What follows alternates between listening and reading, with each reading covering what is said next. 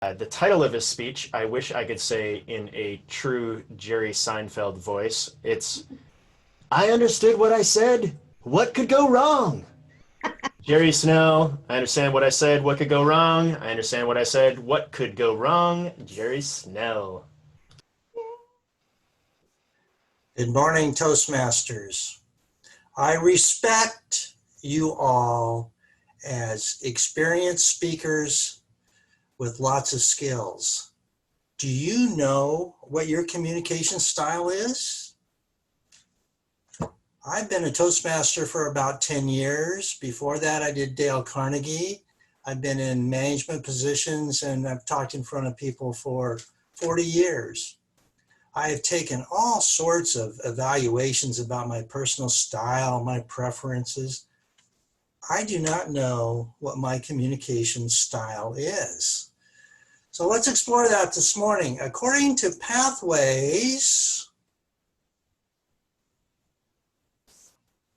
these are the communication styles identified. Let's take a quick look at those. Number one is direct. The direct communicator is results-oriented, focused, and competitive. One problem with the direct communicator is some people may perceive you as impatient and demanding. Another communication style is initiating. You're sociable, enthusiastic, and persuasive. A drawback of that is people may think you talk more than you listen. Another one is supportive. You're patient, cooperative, sympathetic. However, the drawback of that is you may appear indecisive at times. Another style is analytical. You're cautious, precise, and disciplined. One of the drawbacks may be is you're perceived as a perfectionist.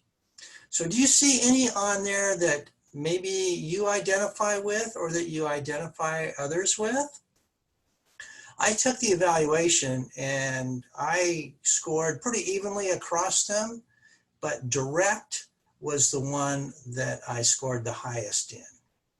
As I think back on my career, I started out as a young supervisor or project manager. I would call a meeting and I was so organized. I'd have an agenda. I'd get everybody together. We'd hit item number one on the agenda. We'd have a discussion. I made sure that I got inputs from everybody. I asked for a consensus. Agreed. On to item number two. And then I'd be on item number three. And I would start to hear people talking about item number one. And I was confused. Why would you be talking about item number one? We talked about it. Everybody had their input. We had a conclusion. What's the deal here? Well, what I realized is many people need time to process. They need time to talk. Even though I'd given everybody an opportunity to talk, I was ramrodding this stuff through. So what I learned was to bring up a topic, get people's input, and just sit down and be quiet for a while and let people process through that. So as you look through these things, there's a few things we might think about. If you look at them, what's one thing you might notice? Well, one thing that I noticed is these communication styles are quite different. Now, does that really matter? Well, when you start thinking about the objective of communication, it's actually the audience. So the audience is just as different as the speakers. So it's important to take a look and understand your audience as you speak to them. Now, another thing I noticed was most people do not fit exactly into one category. Most of us have elements of all of those. So we have the ability to use the one that's most appropriate for the audience that we're talking to.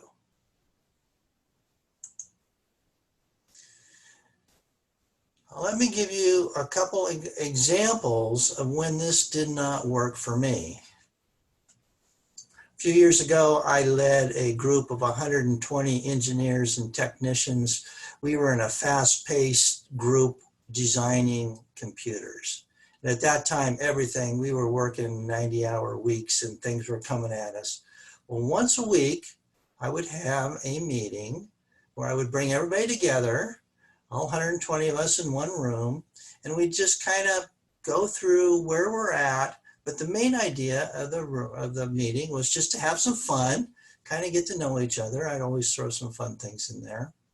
I was scurrying around getting ready for this meeting, and we had a new technician. His name was Billy.